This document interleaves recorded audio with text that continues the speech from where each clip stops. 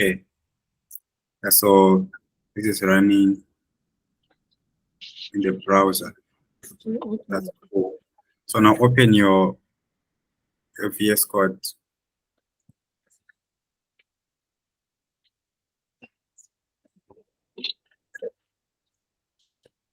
Right. Click on that small purple circle.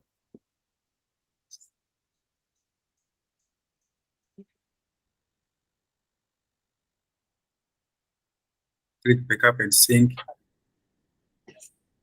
Let's see. Sign in. Click the sign in button at the top. At the top right. Sign in. Yep. Sign in backup.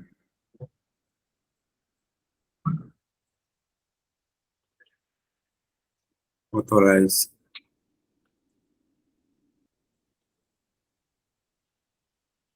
Okay.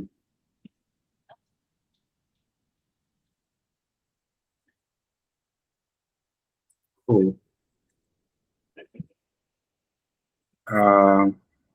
Now go on that icon I was showing you yesterday, like that screen icon below the extensions icon on VS Code. Below that one bit. Yeah, click that one. Right. Go on code spaces. At the top, click there. There's no data. Can you click those three dots?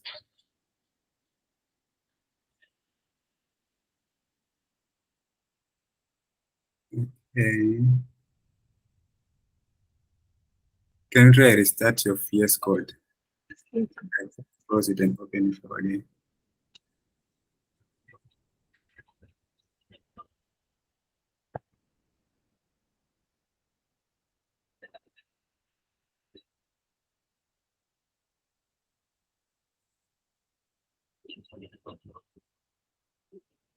Yeah, now click that part again.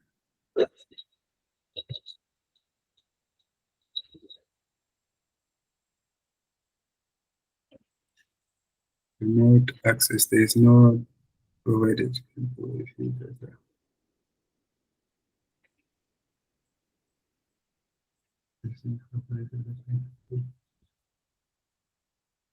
Okay, I'm not sure why it's not, because it should be in sync with your code, GitHub code space. Okay, can you go to GitHub code spaces in the browser?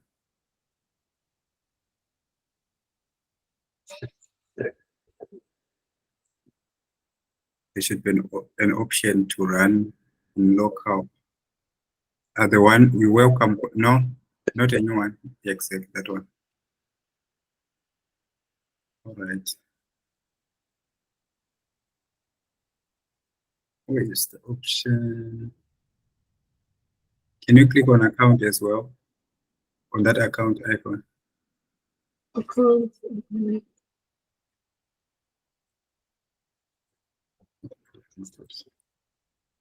I can't see. That account icon.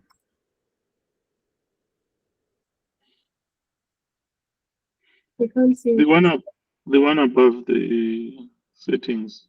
All the settings on in your, yeah, let's see. It logged in. Okay. There's an option. Okay, wait a second. Let me try to find this. Okay.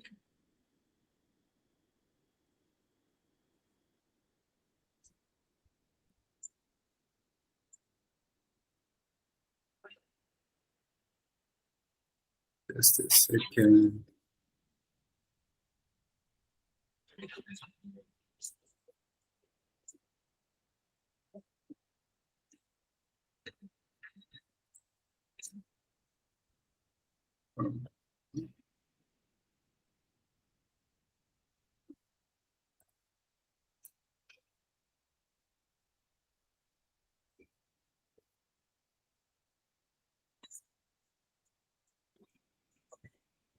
Okay, there's a suggestion from Nigel.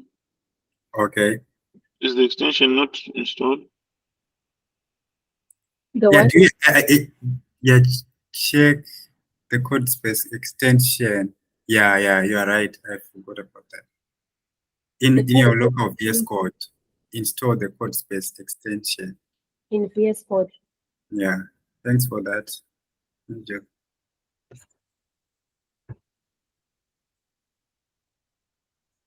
Code space. The one at the top looks like it's installed. Yeah, it looks like it's already installed.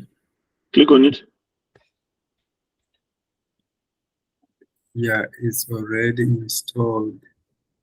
Let's scroll.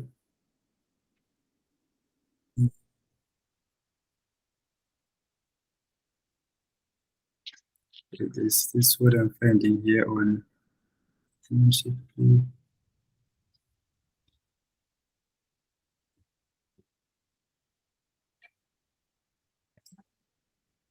It should be syncing with your code spaces. I don't know why it's not getting it. How about you uninstall and install it again?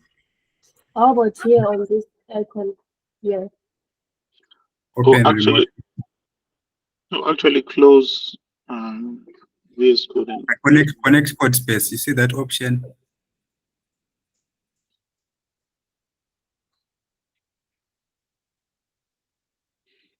it says, please install again. Code installation appears to be corrupt. Installation appears to be corrupt. Please reinstall. Yeah, I think uninstall and reinstall What must I reinstall? code space extension.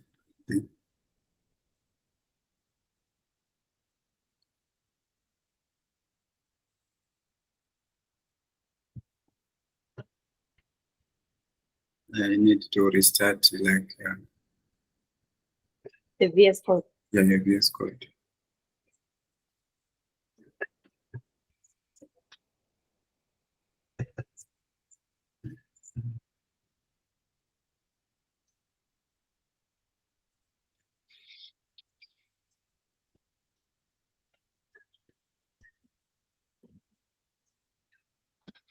Connect.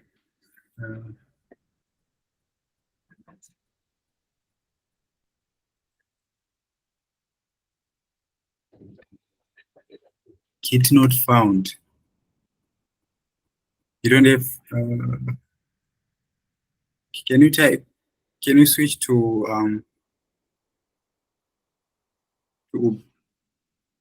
WSL in your terminal?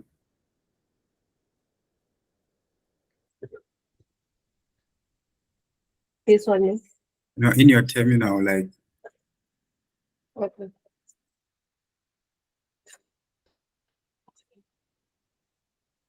type bash. That should not be. Or you uninstalled. Okay. So you need to install Git. It's not with the Ubuntu here when I press it. Okay, on so this you side. need to install Git for your Windows. To install Git for your Windows. I have to download like an app. No, not bash. You can leave that one for now. You need to have like Git. Installed in the VS Code or in the. Not like to actually install it on your machine, on your Windows. You can search in the browser.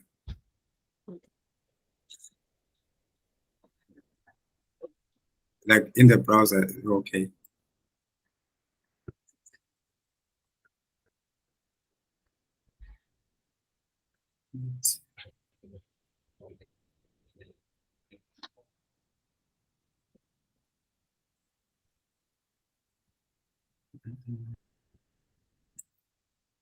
This Microsoft thing is usually slow.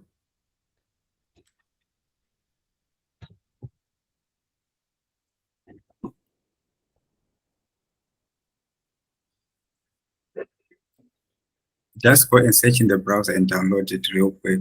This store is usually very slow. It's GitHub what? Git download. to Git.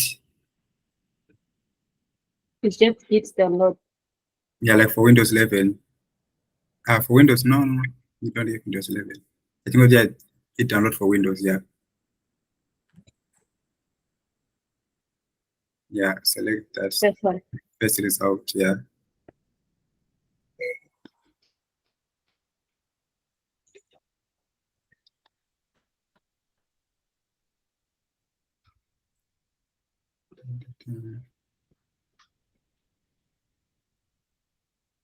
For download for Windows.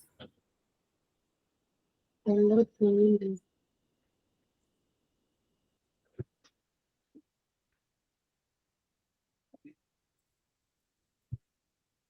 Uh, 64. Go for it. 64. 64-bit for Windows setup.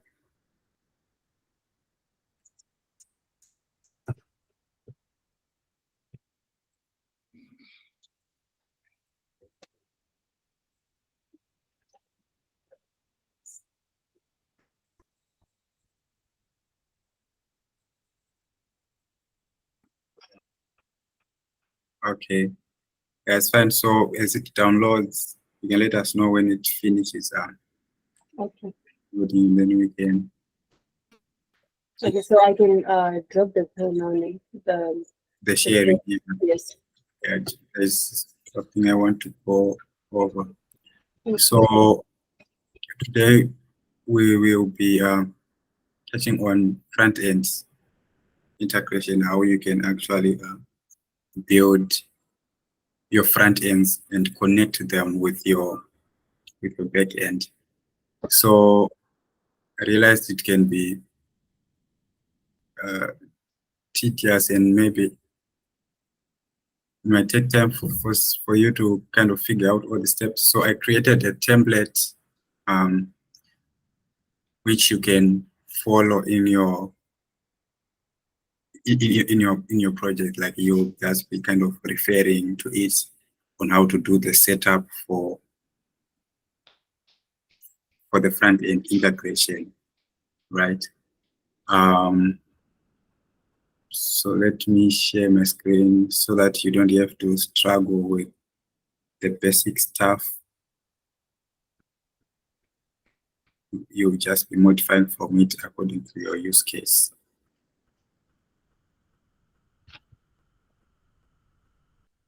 So you can see my screen. So what you need is to go to our GitHub, right? Mzansiweb3 GitHub, where is it?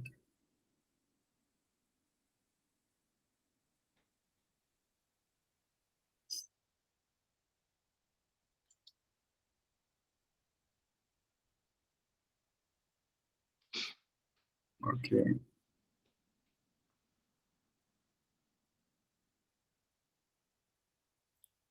Right.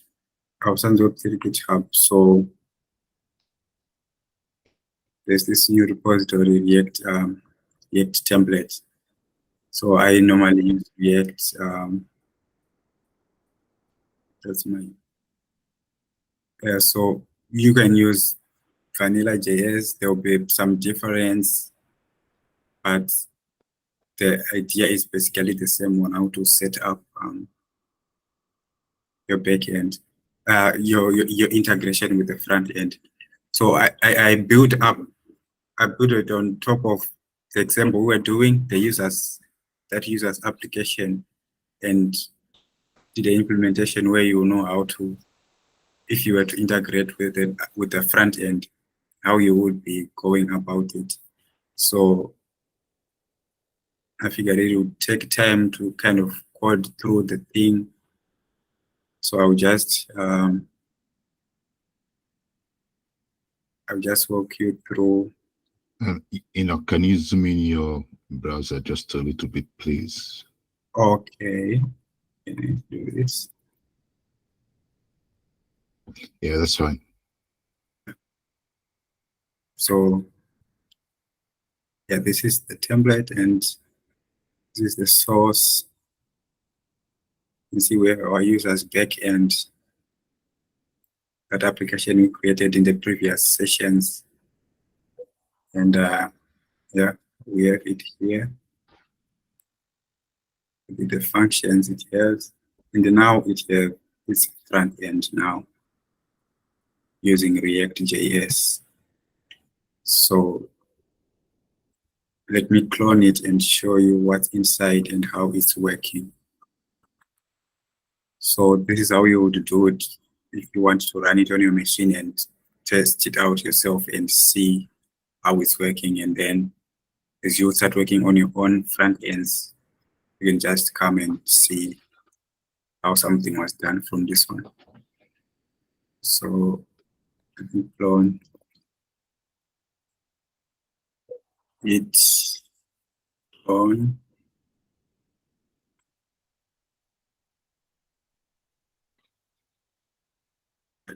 So cd into React template, do code. Right, so this is the project. So inside source, the backend, we are aware of it. We know what's inside, just our code here. And then the front end. So you'll notice that the default project that is created by GFX is using JSX, like JavaScript. Myself, I really don't like JavaScript. So this one is using TypeScript. There's no big change like how to switch to TypeScript. What you just need to do if you are switching to TypeScript is just to change the components name from JSX to TSX, and then here in the index.html, you just need to change here from JSX to TSX. So the project comes with the TS config and TypeScript already installed. So those are basically the changes you need to do if you want to switch your project from JavaScript to start using TypeScript. Just change the name, extensions, and this import here, and you'll be good. So yeah, TypeScript really helps you to, I don't know if you're aware of TypeScript, to type safety, to really know what your functions are getting and what they're giving you back. Also catch errors in compile time and not in runtime, right? So if something runs, you know that it will run. Very few errors will get to into the runtime, right? So let me.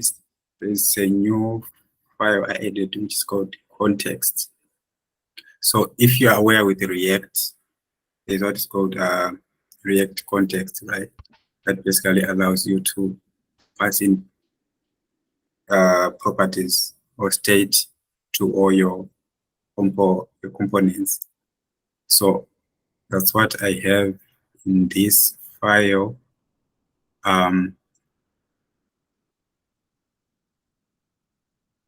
So a few things to note, right?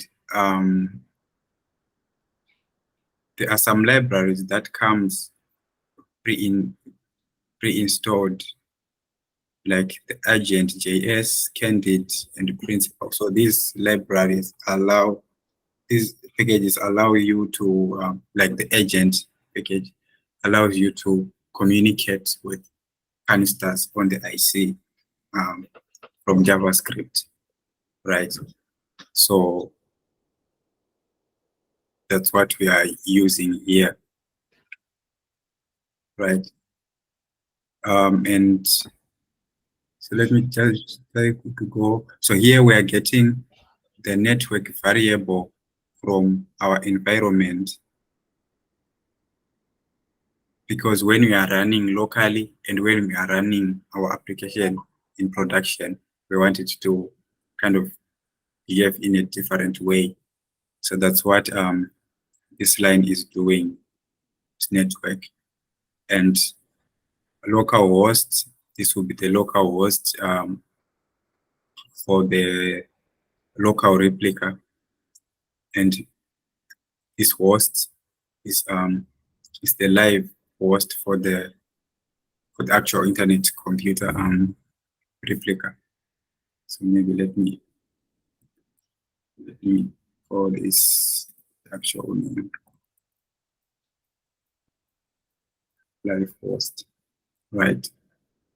And here in this context type, I'm basically defining the state which I want to be available to all my components in my React application.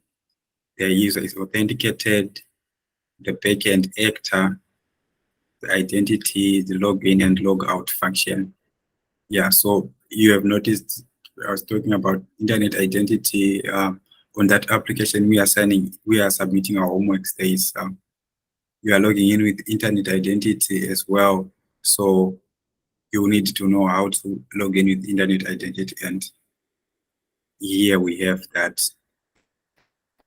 And then here I just declaring the initial states, everything in to know. And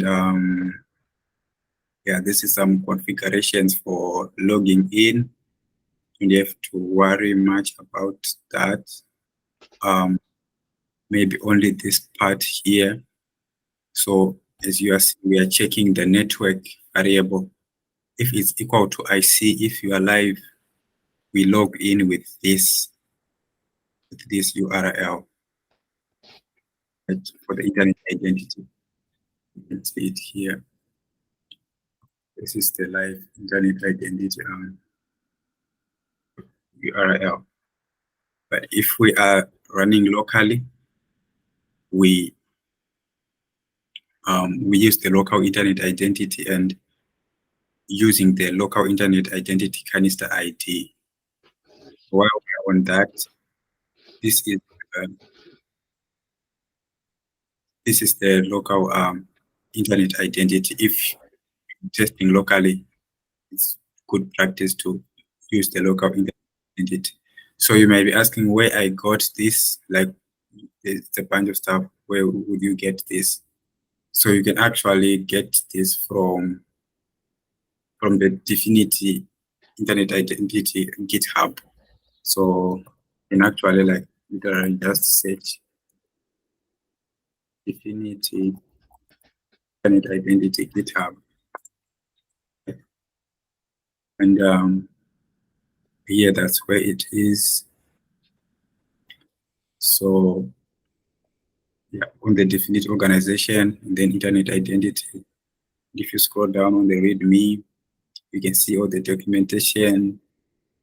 If you want to really understand how this works, and for local replica, as you can see, you need to have this local internet identity. So just grab that, and here they're telling you how to configure the local replica URL for Chrome, Firefox, and for Brave as well here, and then for Safari and other stuff. Yeah, so it's good to come and have a look at this if you really want to understand the internet identity. So that's what we have here. To be a canister. So if you deploy live, you don't have to worry about removing this. The DFX will automatically ignore it itself. It will know that you're deploying live. So you'll be using the live internet identity. Okay, so that's what we have here on the login options. And then here we have this use auth client. Here what we are just basically doing is setting some initial state for its authenticated auth client, the backend actor. yeah, you have to lean on this and really understand, but I'm sure it's kind of straightforward. And then here we have our login function. Then we have this update client function that is initializing our is authenticated variable. So that's how you check if the user have logged in with internet identity. You check from auth client is authenticated, and if it's true, it will let you know, and if it's not. And then we have this another important part.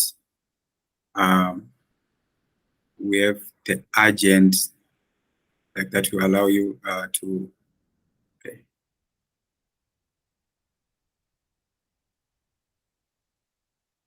communicate with the internet computer, right? So if it's local, it will know where to point to, and if it's live, it will know where to point to. And here, this line here, identity, is like when you are when you are calling your canisters that are deployed, your backend canisters, you can actually know who the caller is, right? You can actually know their identity. So if you don't put this, the caller will be an anonymous caller. But if you put this, your backend canister will actually know who the caller is. Let me just show you something in the backend canister.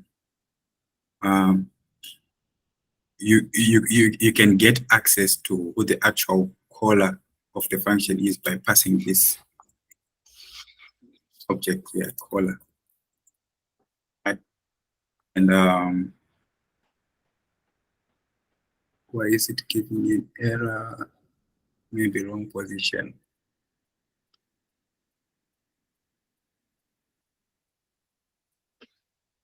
Let's see.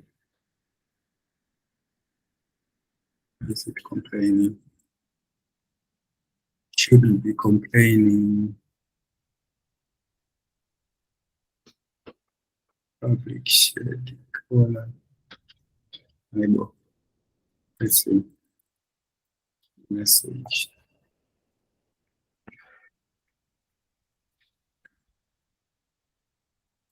Really not sure why it's behaving like this. Let's see on this one. Caller.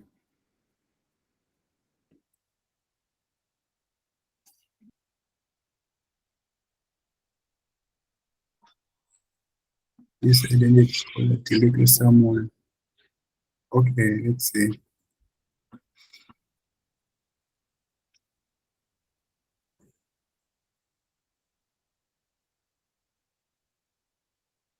Very strange. I don't understand why it's doing this.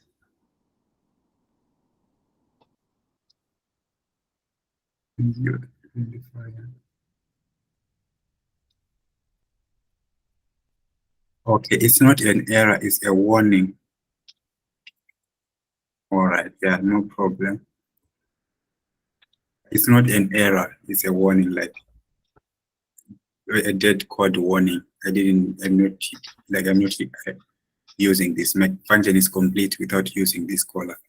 So everything is all right. So yeah, that's how you access the caller of the function. It will be a principal, the principal of that caller. So yeah, it's actually an important use case if you want to make sure like only certain users are allowed to call the function, something like that. You will implement this. All right. So that's what we have here. This identity is making sure we have authenticated calls to our canister. All right. Then what else is important to note? Yeah, here we are just right. And then here, that's where we are setting that's where we are initializing the actor, right? Our backend actor. So normally you don't need this, right? You can actually do it like this.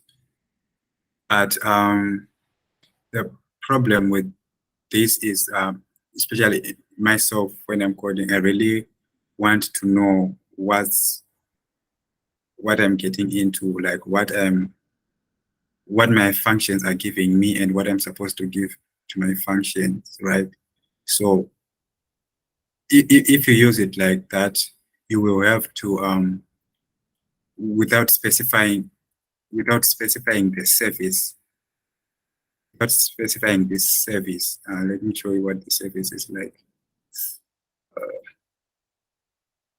Okay, I'll show you what the service is like in a bit. Let me just install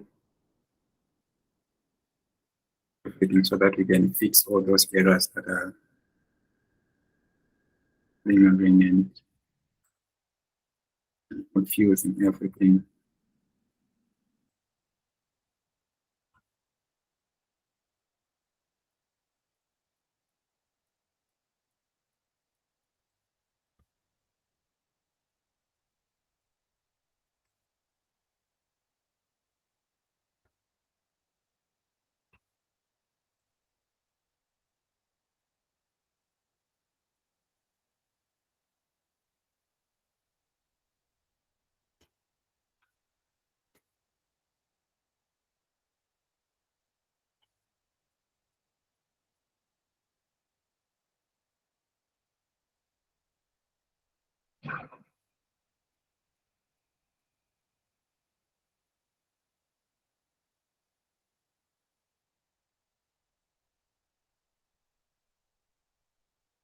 Okay.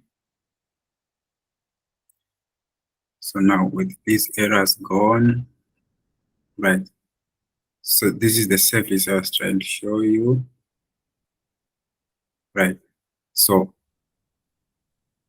it's exposing the interface of the canister to you so that you can be able to like access it, right, in your code. For example, here where I'm calling this function, right?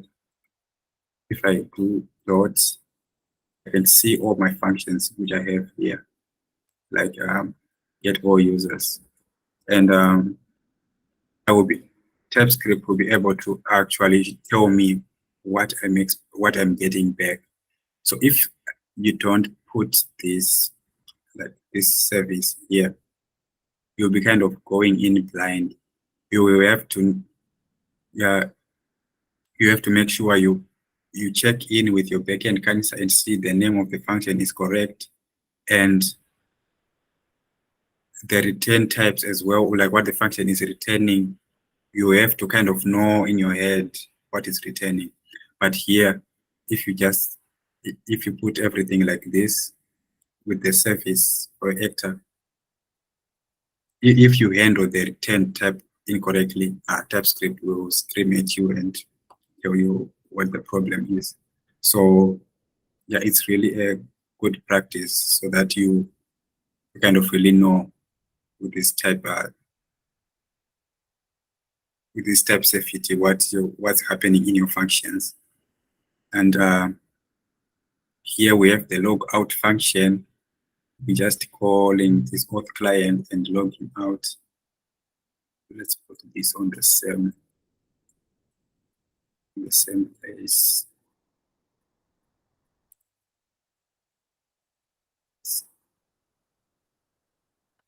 Yeah, this will be uniform.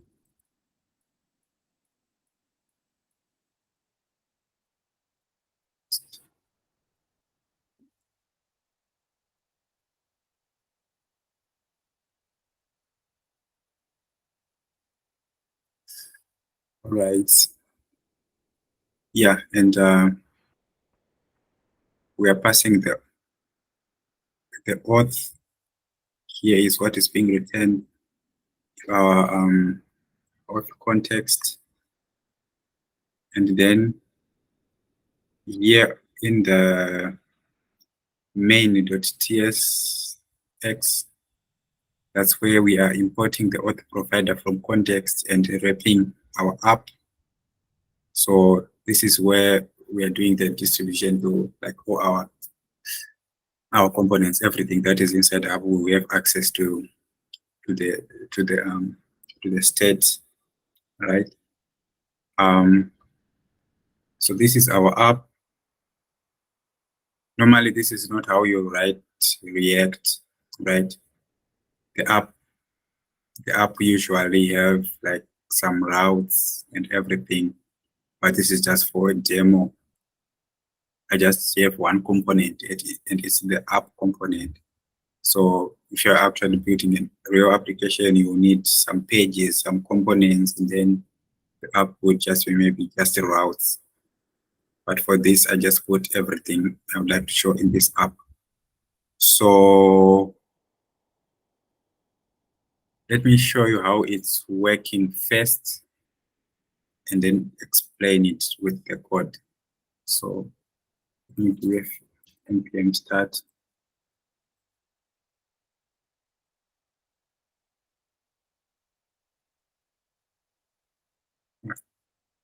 Open it up. So yeah, I need to log in first to be able to see anything. Log in, use an existing, this is for test only, this is local identity. I'll do create identity, create passkey. I type the letter in this A, and my identity anchor has been created. Accept and continue. Yeah, so this is our app here.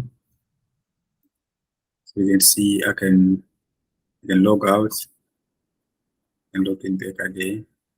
Now, because I created my identity, it's now here. I'll just do, I don't want to create a recovery phrase, so I can just say, remind me later. And yeah, I'm here. So remember our app, we had name, email, and age, the types we have here.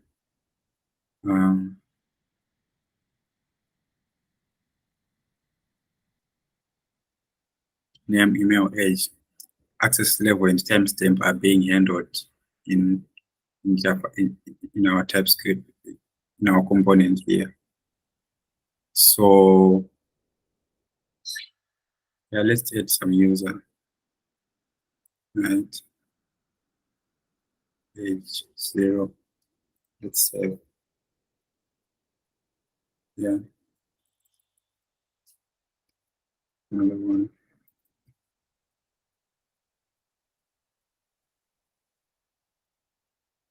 Oh.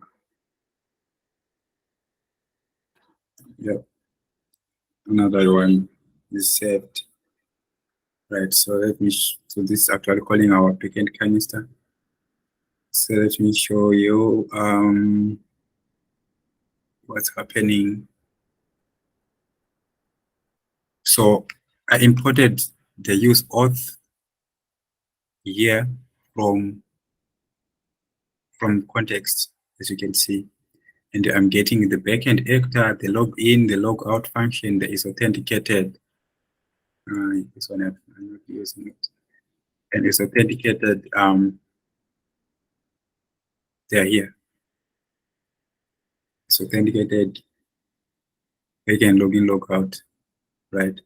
So that's how I'm accessing it. If I create another component as well, and I want one of this stuff, I'll just do it the same way, right? And then I'm having the initial state for my form. Name, email, age is going to be 0. This is my form. And yeah. And then on submit, I'm preventing default. Then I'm checking if the backend have been initialized. I'm doing this check because if you have a look at this, at the backend editor, it's either no or it have the value. So I'm checking if it have been initialized, and if yes, yeah, I create the user with the user type. So if you have your types, right, like you deployed your canister, they've been, okay, before I explain, I need to explain something else. So when you deploy your canister, or there are some declarations that are generated by DFX, right? And these declarations are usually have like the interface which you can use in your JavaScript to communicate with your backend canister. So these declarations, you can see like for the user backend, there's a couple of them. This one is what's kind of important for in case of the types, right? So if you don't get these declarations, you can just do TFX generate, and it will generate the declarations, the interfaces for your function, for your canisters, right? So suppose you now want to use the types in your application, like to know what to pass in your functions or whatever. You can now import the types from the declaration. Like you can see here, I'm setting up the user, right, with the user type, and where am I getting the user type? I'm importing the user type from my declarations here. Here, that's where I'm importing my user type, right, so that I know I'm passing the accurate data to my canister. So you may wonder how you can actually know the path to this. Usually, if you know the type, you can just check. In cases you know, like you have the user type, right, and it have been generated, you can just type user. It will give you suggestions where to get the user, like here from declarations, and that's where you get the type. So this will save you time to type the user type yourself, something like this. To save you that time, you can just import the user type from your declarations, and you'll be good. So that's for TypeScript. In JavaScript, you don't have to worry. If you're using JSX, you don't have to worry about all this. Yeah, so that's kind of like the downside of the TypeScript. You write more code, but will be safe, and you won't have a lot of headaches with the runtime errors. So in my case, the trade-off is really worth it. So yeah, I'm creating the user, and then I await and call the backend actor, and then I select the create user function, then I pass in the user. So as you can see, if I put some wrong data here and put something else, I will definitely get some error because it doesn't exist in the user type. And if I call the wrong function, it won't tell me. So yeah, that's good. So that's what's happening. And then after the user has been saved, I reset all the other values to 0, and then I call get users. And then get users is this is the get users function. It's just checking the backend exists, and then it calls the get all users function, and then you can see I initialized an array variable for users here. Users, set user. So yeah. And then I'm setting the initial value to an empty array, and then once we have the users, we can just fill it up. We can we are setting users here, and if we get an error, press that. And then if you can imagine, if you're wondering how we are getting the users by default, like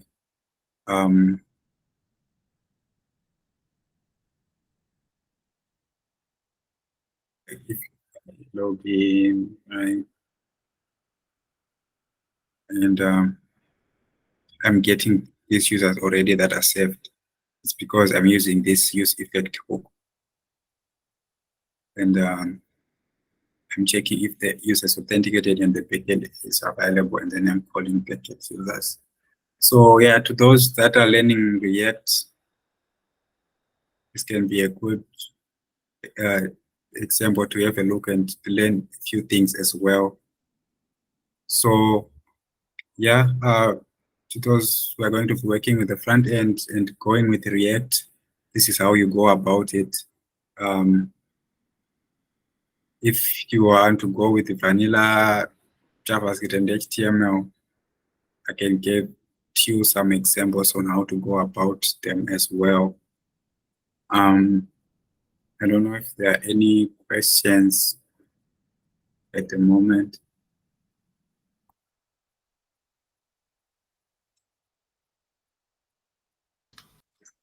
I've got just one question though. Yeah.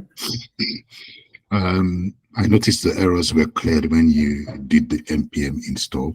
Was it because it needed to be updated? Yeah, it's because, as you noticed, I literally cloned the repo like there, right? So the packages were not installed, and also the declarations were not generated. So that's why there was those bunch of errors. So installing and deploying fixed the errors. Okay. Yeah. Yes. Go ahead, said coding. My question is, do you have an example for using React without TypeScript? For using React without TypeScript, yes, there is. Yeah. There is, like, it's the one that comes by default. But we'll, let me see. I think I will set up an implementation as well that just uses React without TypeScript. So let's see. So if you do GFX new project, right? Use React. So if I do this. Sorry, we can't see anything, or maybe you Oh, tell us. okay. Thank you. I don't know why I stopped sharing. Yeah, so I was basically creating a new project. Right. CD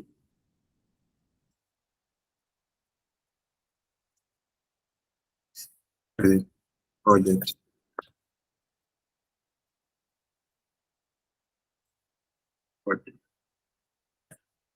So by default, it's with JSX. It's with JSX. So I would do I think I would do another implementation with just JSX and post it on GitHub so that you can see how you can go about it with JavaScript and not TypeScript.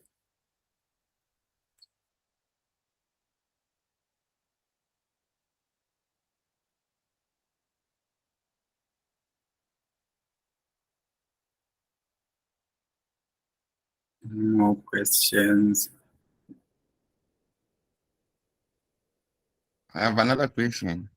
Yeah. When trying to submit the homework, I got an error, unexpected value object. I don't know if you have any clue about it. Okay.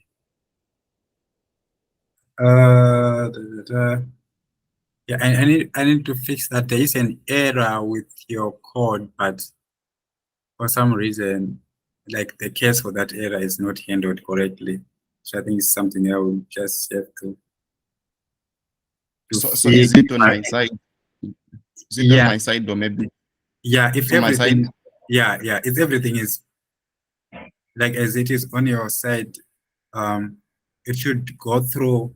So your functionality might be like correct and all, but maybe there's some wrong function naming or wrong return types or whatever.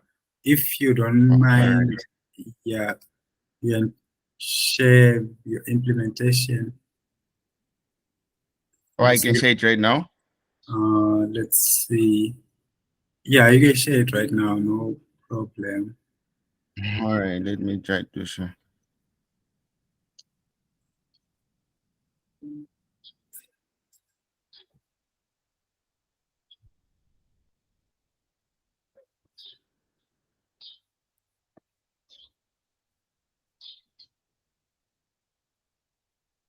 I don't know if you can see my screen. Okay. All right. Okay. So scroll down. You didn't modify like the function structure by any means, did you? I don't understand what you mean by modify. Like kind of change the structure, the functions were written in the homework. I don't know. Maybe this is what I just wrote. I don't know if it is wrong. Oh, okay. Okay. Yeah. So it just ends here. I don't know. All right. There's one thing I think I noticed. Wait a minute. Okay. Let me check. There's one thing I noticed.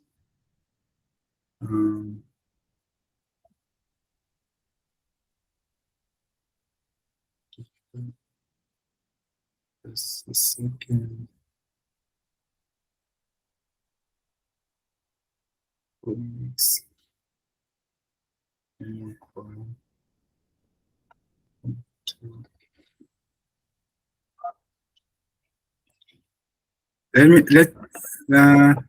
Let's see your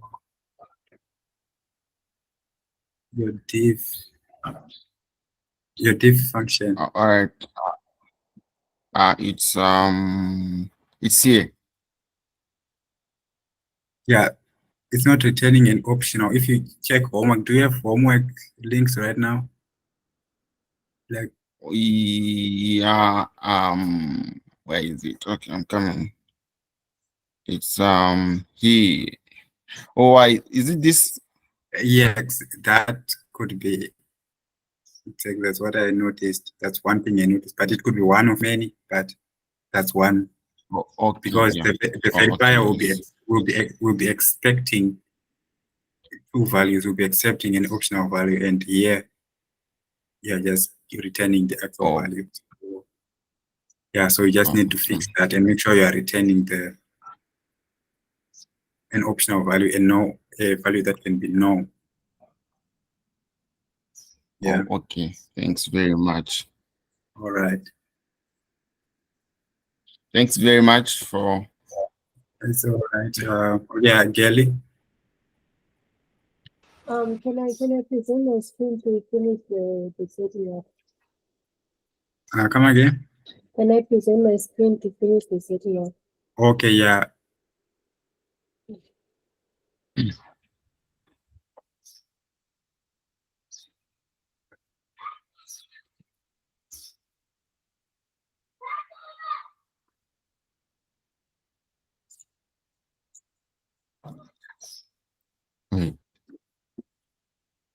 Yeah, next. Next. Next. Next.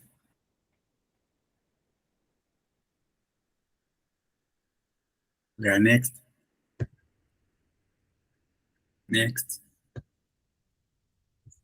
Next. Next. Yeah, that's good. Next. Next. Yeah. Yes.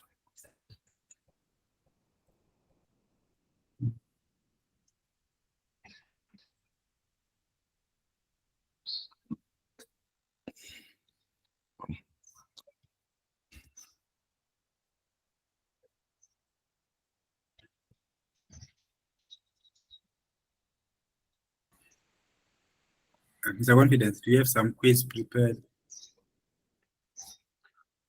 Sure. Okay.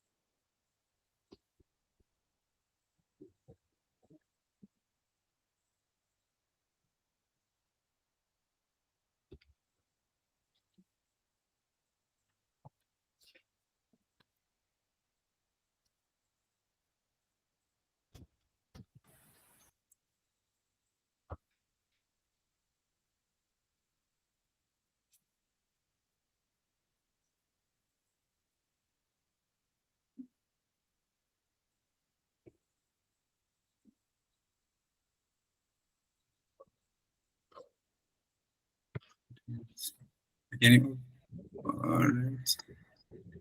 Can you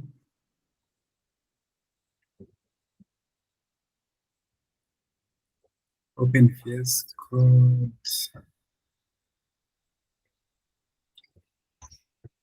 So the setup won't be straightforward.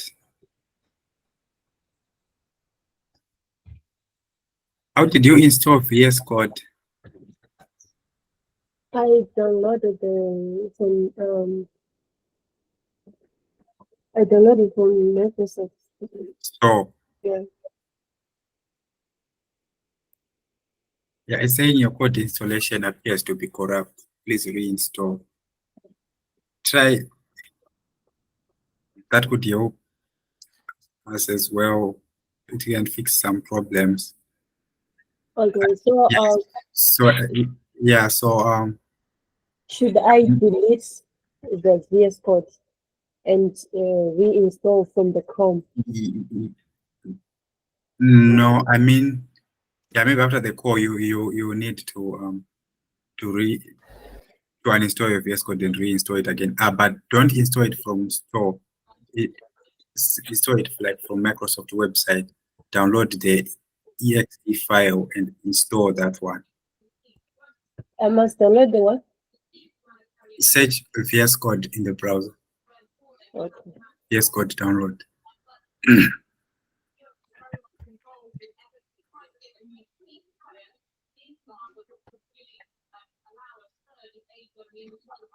Apple, we want to suggest that you install the VS Code as is and don't remove the existing one, so that, I mean, it will just correct corrupt files and keep your settings. Okay, it won't be a conflict. I don't know. Yeah, so you can try that. Download for Windows. Yeah. And when you install it, it should correct the Corrupt. bits that are not working. Because if you uninstall it, then you're removing all your settings and stuff. Things. Yeah, download.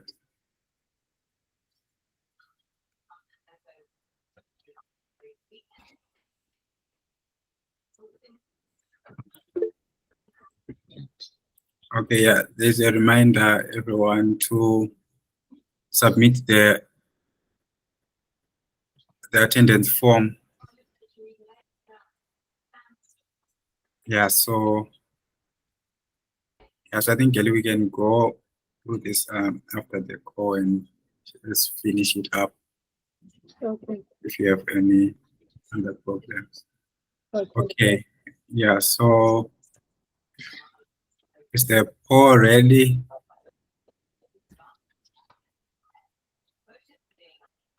Yes, I will launch it now.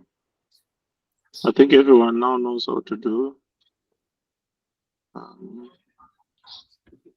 run it for 3 minutes because it's 2 questions.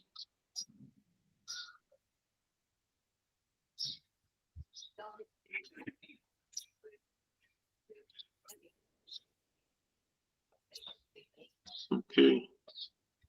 Yeah, the poll is up, everyone.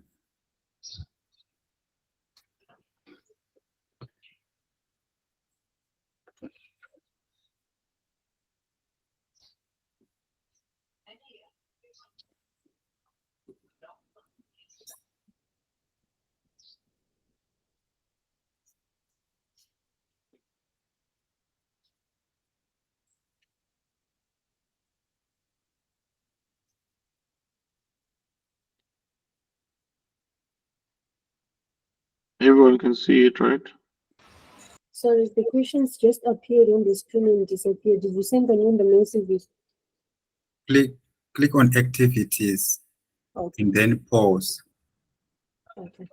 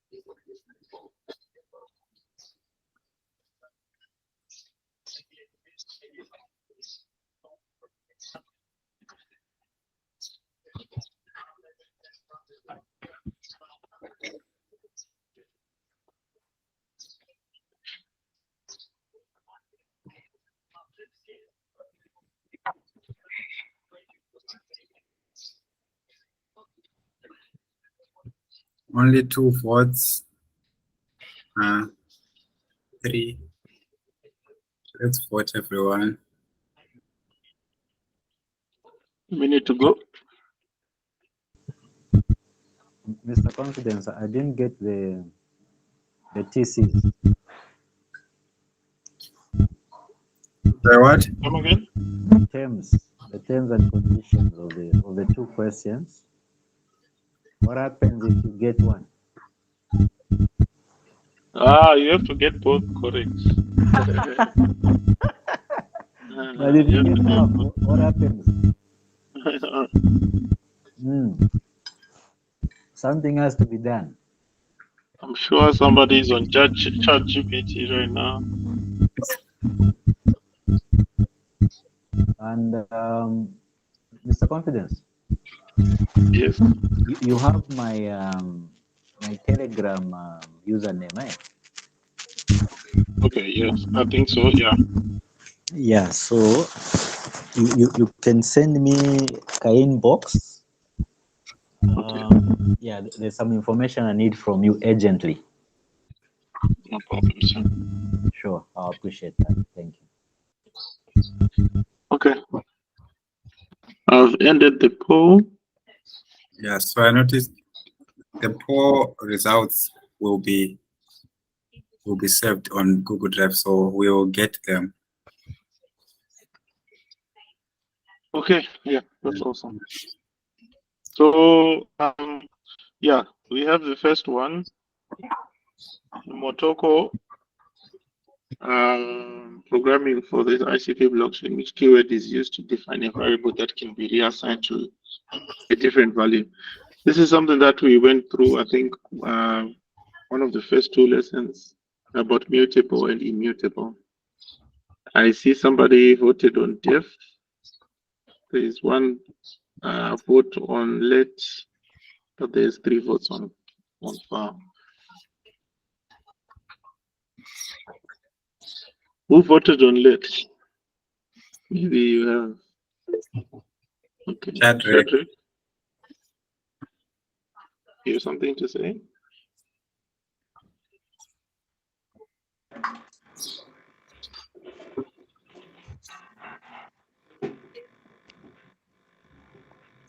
We can't hear you, sir. Oh, I voted on late. Okay. Okay.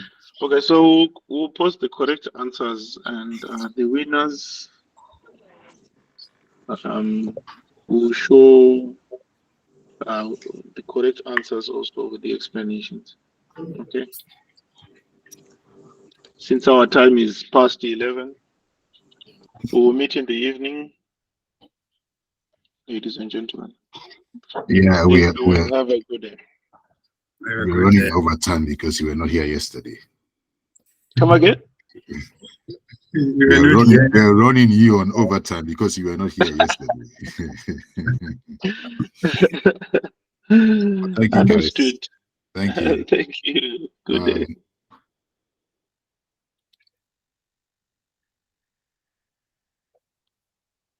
No, not weekend. We won't be meeting over the weekend. No, all right. Yeah.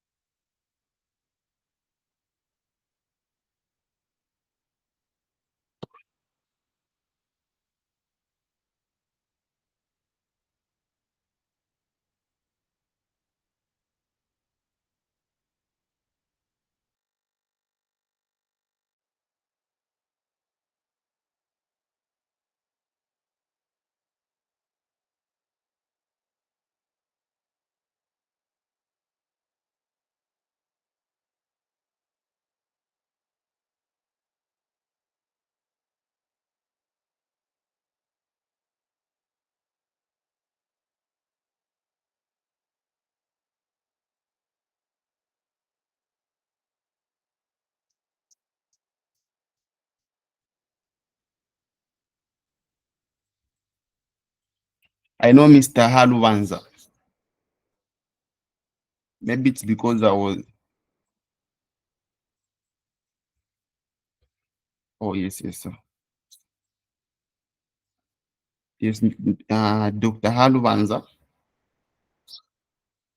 Yes. Yes.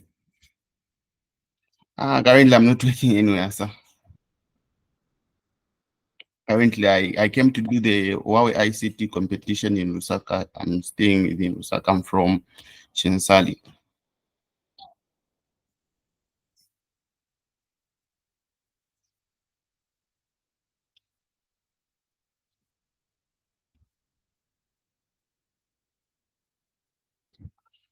Not really. Me, I was in the I attended MTN hackathon and the Huawei ICT competition. Yes.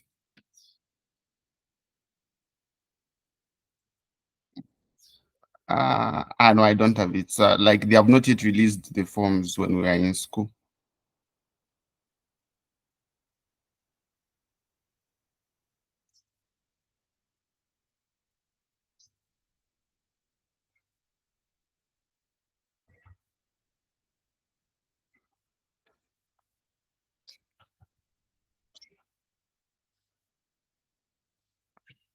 Yes, sir.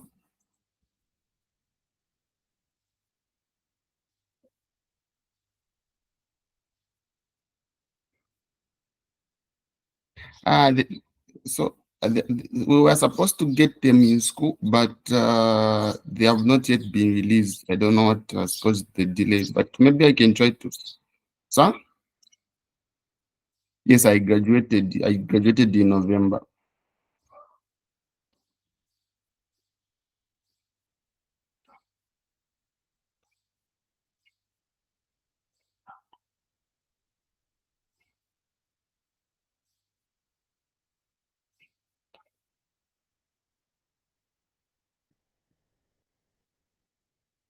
If maybe you can connect me, maybe I can. Is it possible I can get it today? Or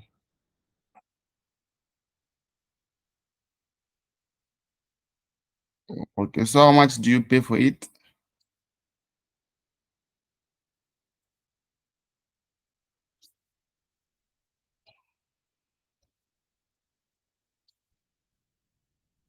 All right. I really appreciate, sir, if you can help me. I really appreciate. All right, sir. Thanks very much.